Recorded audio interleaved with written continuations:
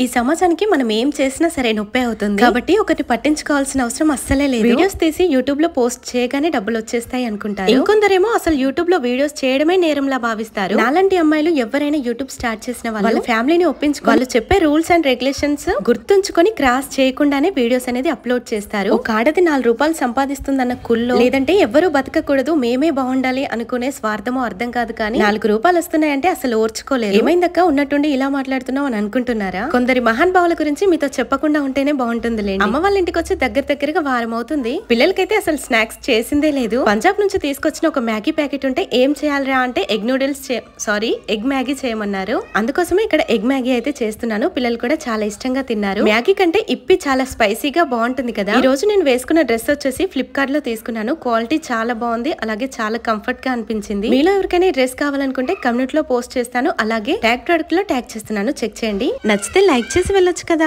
Thank you.